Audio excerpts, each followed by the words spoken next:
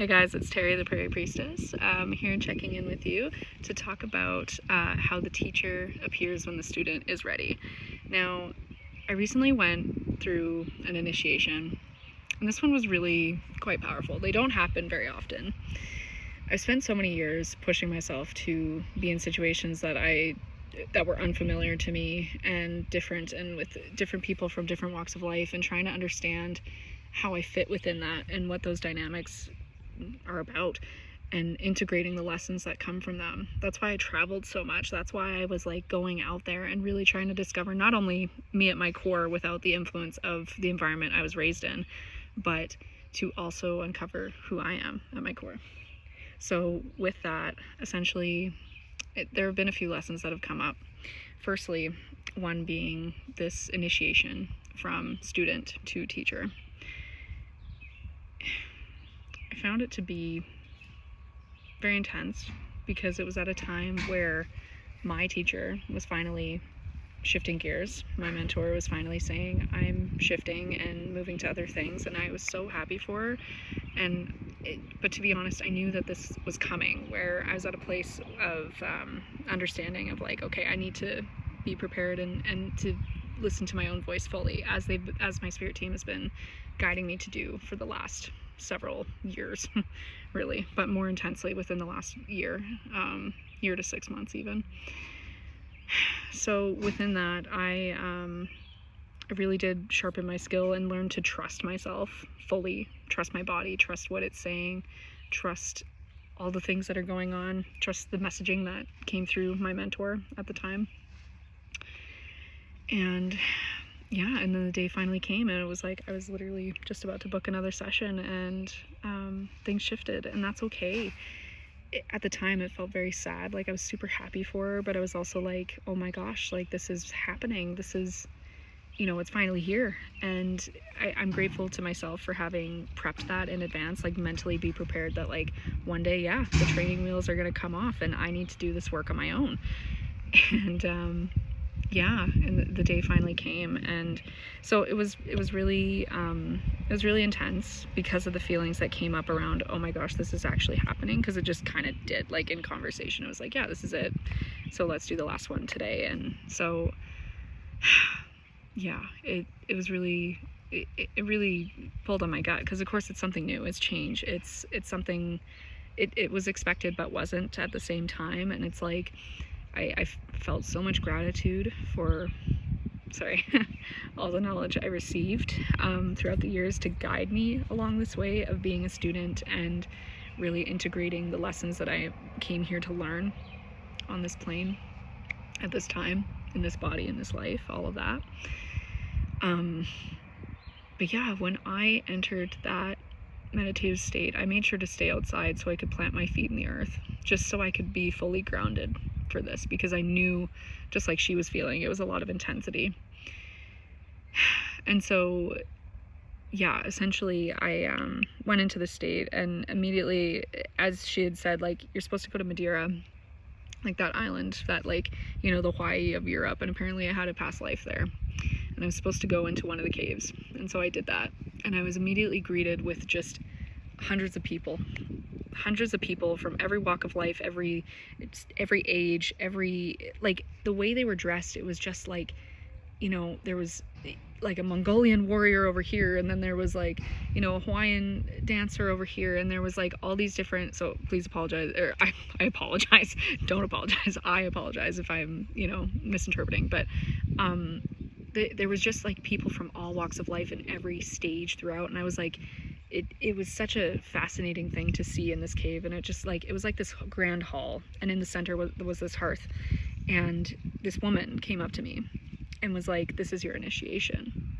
from like the student to teacher. And I knew that, and it was such a beautiful time of like, she gave me such wisdom. Like, I wrote it all down in my journal, and there's been so many things that have come from that. But yeah, it was such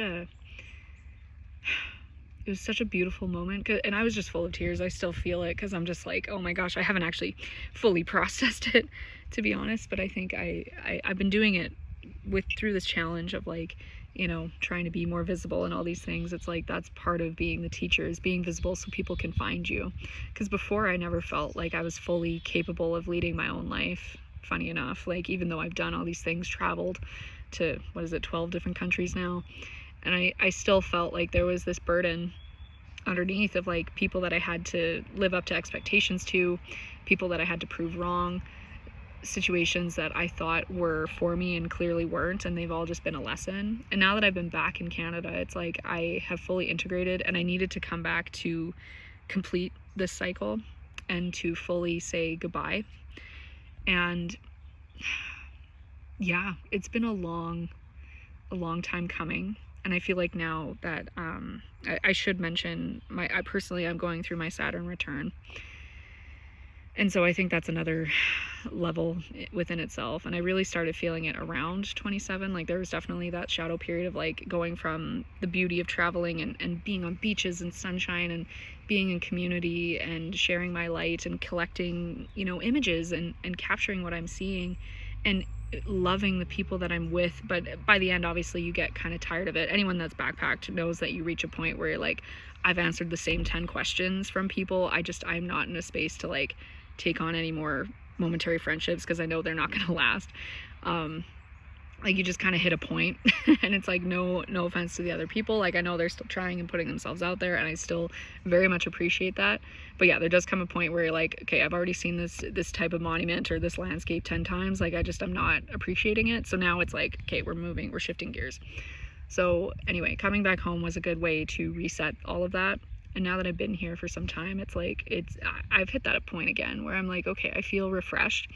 But I also know that because I've closed out so many cycles, and I had to do that within this hermit mode, I've had to push so many people away, and I regret a lot. Sorry, this is like talking as I'm going, but there's just so much that I had to figure out on my own and fully grasp without other influence.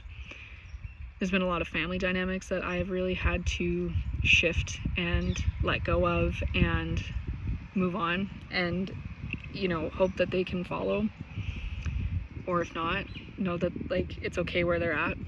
Like, I wish them well, but like I want nothing to do with them. My community is shrunken. My ability to be seen was completely shattered, like, for a long time, because of my travels as well. Like, not saying like the whole backpacking experience, not that. It was like a particular experience that I speak about in my Sword and Shield article, which I keep referencing.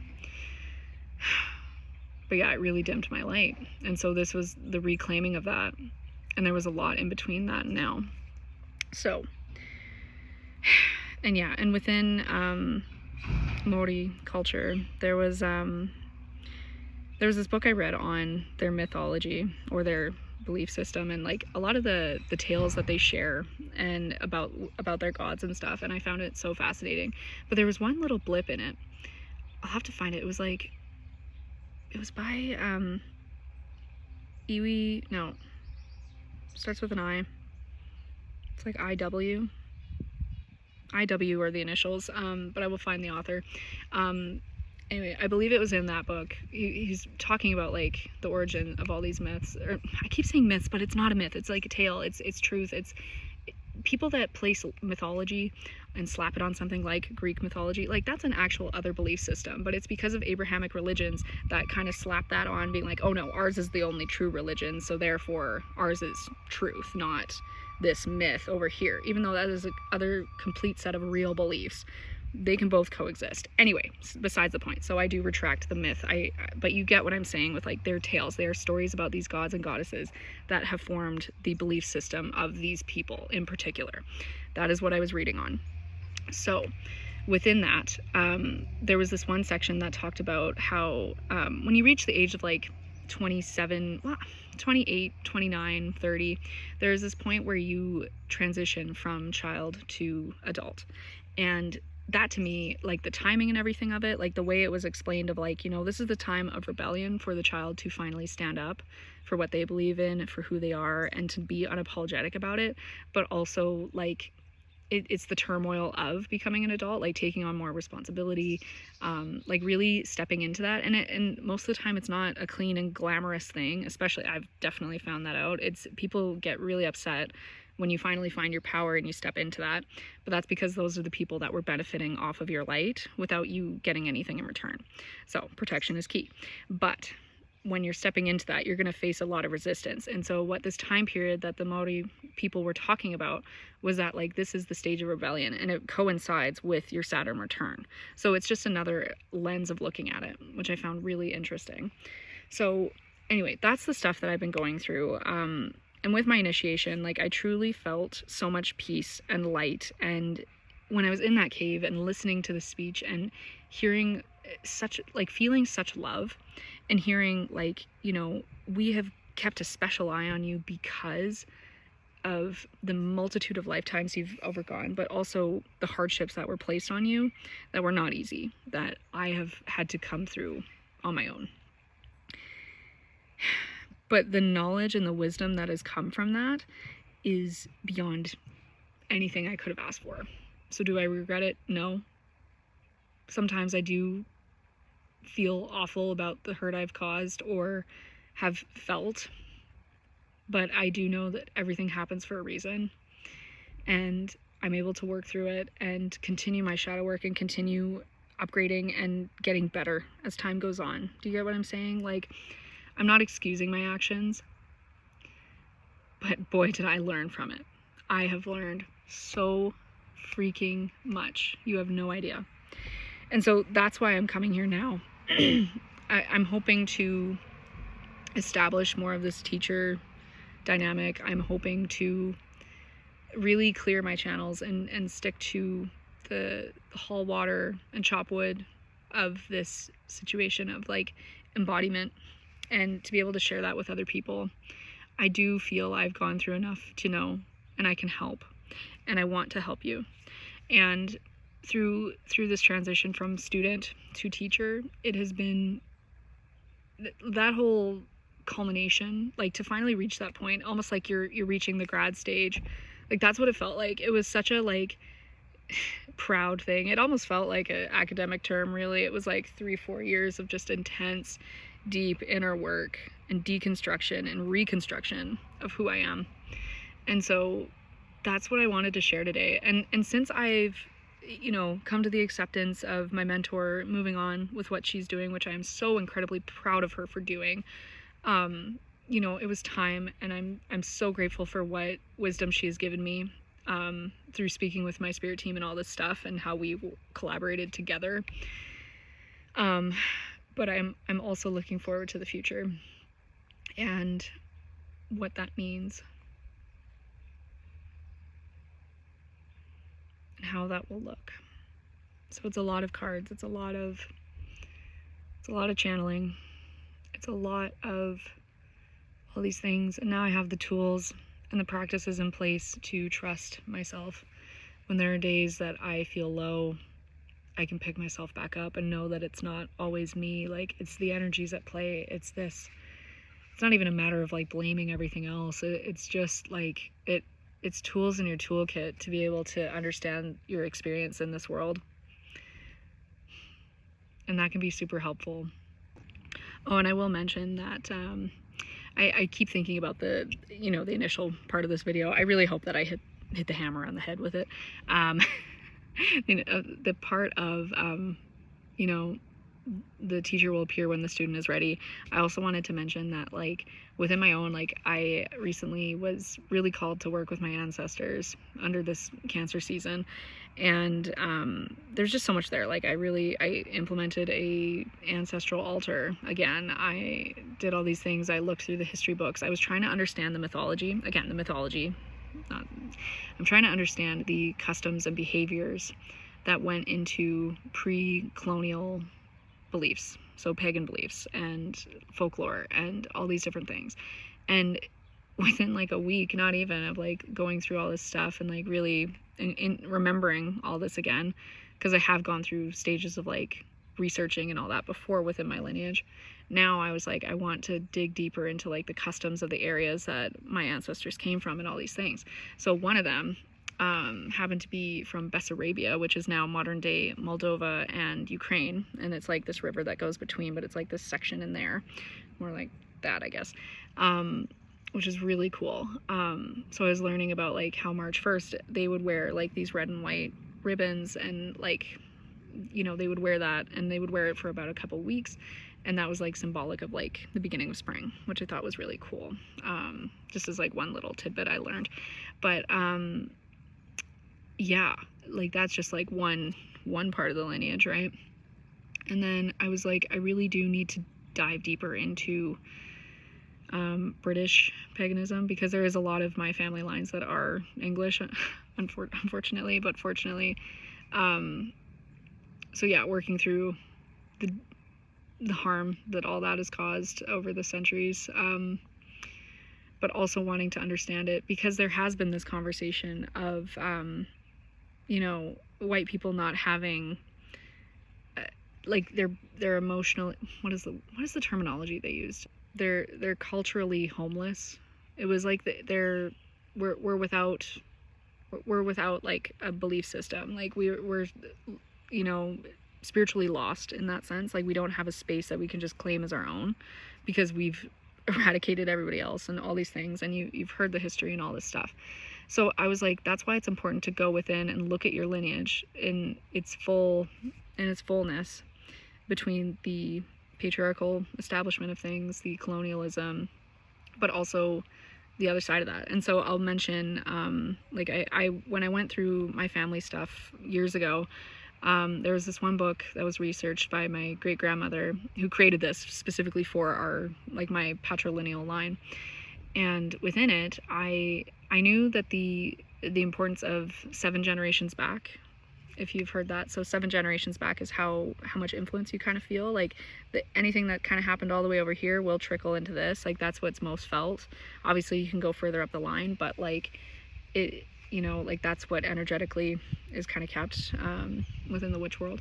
So I looked back 7 generations, and I found I had family in the States, actually, and they, again, all of these lines were some form of farmer, but in this particular one, it was the grandfather, and then the son-in-law and the daughter, and there ended up being a murder-suicide, which was crazy to think about. And like obviously this kind of like rocked everything, because it was like the father was like, he was known as such a, you know, a great part of the community and all these things, and the daughter obviously, like, yeah, it was a crazy thing to find out. So to know I have to clear that within my timeline now, like that was a challenge to go through and to acknowledge and be like, this happened.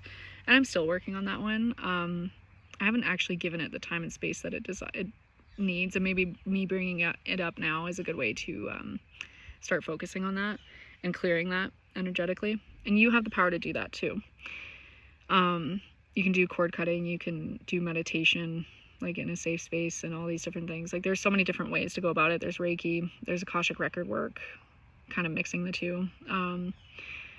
These are all things I offer, by the way, but it's very fascinating to see. So on one part of the spectrum, it was like, yeah, like that, it almost felt like the nuclear family had blown up in that situation, and that, you know, part of the lineage.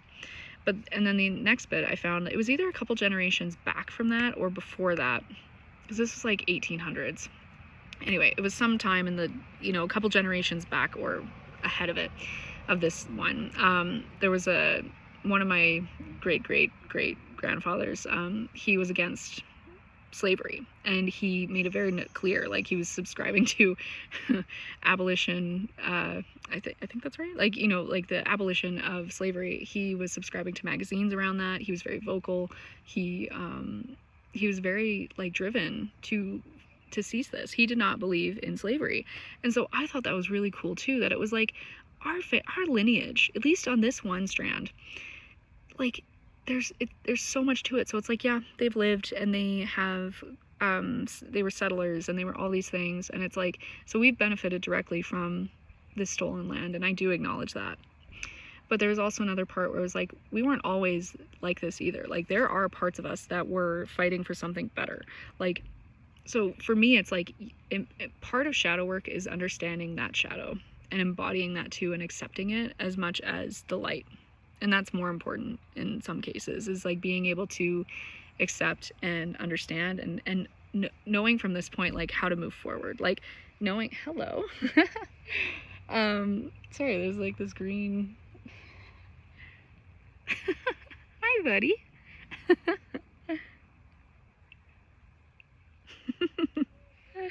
He's just hanging out. Yeah, so I think that's the message right there, is understanding our lineage a bit more. And he's still going. Hello. Are you gonna hang out? Do you want my hand? He's like a little fairy. So cute. Yeah, so I think that's the main part of this message right there, is embodiment of both. Understanding that we both hold these things, and it is up to us now in this lifetime to move forward. I know in the past, like, I felt this strong desire, and I was told by my family, like, what they did mattered more than what we're doing in the present. And I think it's really important that we understand that we're living and breathing now, and we have the ability to be on the right side of history. We have the ability to actually take action. We have this ability. We don't need, like, we can have the support of our lineage and our ancestry to move us forward, but what they did is what they did. And now it is time for us to break the cycles, be the change that we wish to see in the world, to move forward, and yeah, just be courageous within that. So if you're ever struggling, if you're ever in this space of confusion, of like feeling this hurt and feeling this like absolute shame for who you are, it's like, and what your ancestry did, and over things that you never had any control over, this is part of that shadow work. So this is what you are here and tasked to do, to conclude that cycle completely out, so that we can start again and better off for the collective of everybody, right? We can stop taking things over that aren't ours. We can stop doing all these different things. So yeah. So the other part of this about the whole the teacher will appear thing is in my own experience, like when I was working with my ancestry, and I just was discovering all these things, like integrating what I had learned in the past, but also like trying to uncover more of the traditions that were at play. It was not even a week later that I found the perfect storytelling teacher, and I will tag her within the video. Stella Marie, but she was talking specifically about like British folklore and all these different things, and I was like, I need to go to this shapeshifter workshop. And yeah, it was exactly what I needed. Like, I learned a few tales. I was able to really like have the space to piece them apart. I was in like a small group where it worked out really well, where we all got to chat and like kind of speak like what the meaning behind all of this is, and like it was so fun to like fully connect that way. Ooh, hello, daddy long legs. Okay, sorry about that. Where was I? Yeah, so we were in the workshop, and it was just like so lovely. But what I found so significant is that like she came in right when I needed somebody to like kind of dive deeper into some of the actual traditions that are in place, like between Welsh and English and everything else. So I was like, I'm so appreciative of that, because it's like this knowledge allows us to implement a different way of life, which I think is like the coolest thing, or at the very least like a different knowledge base that you can work from, that's not just so linear and like Christianized essentially. So with this, it just felt so much better to learn a few things and to integrate and to understand like the value within storytelling. Yeah, so I thought that was very fun. And I will also mention, like, I also had a lot of fun really researching the other side. So Bessarabia didn't come up with too much, obviously, because it's like, it's a country that no longer exists. Like, it's just, it amalgamated into all these different things. Or I know there was like some act and some war, I'm sure, or at least some integration. But knowing that there was like Turkish people, there was Ukrainians, there was Russians, there was Moldovan, there was like all these different people that existed in this place, that I believe ours came more from like the Russian side, but I don't know, that's just like speculative. So I thought that was fascinating, but I couldn't get much on the traditions at play. I thought I was getting somewhere, I thought I found some information, but it didn't yield as much as I wanted. That's okay, that's all part of research, it just is what it is. But the second half I went into my other lineage on the Petra lineage, like the, you know, male side, I guess my father's side. like that was the matrilineal, that was on my grandmother's mother's side. Anyway, this is on my great grandfather's wife, my great grandma Jean, who I'm named after, the one that created the book that I was talking about. Her side of the family, they came directly from the Orkney Islands in Scotland.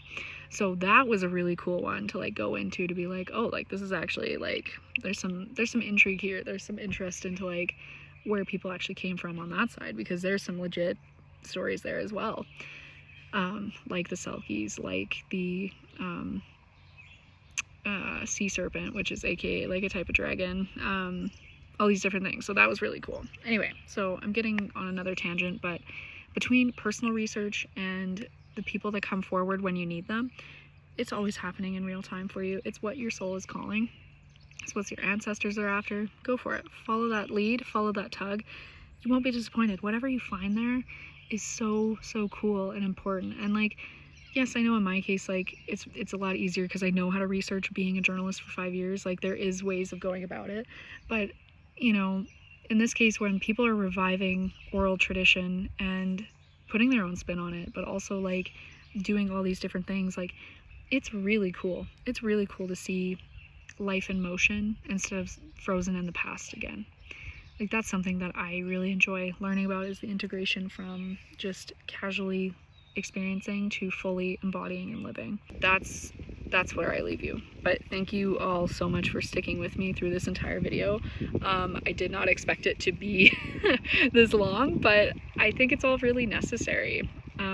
It's really helping me activate my throat chakra, so I do appreciate that. But yeah, if you guys care to book a reading with me or need some ancestral healing of sorts, feel free to find out through all of my links in the bio. I won't reach out to you first.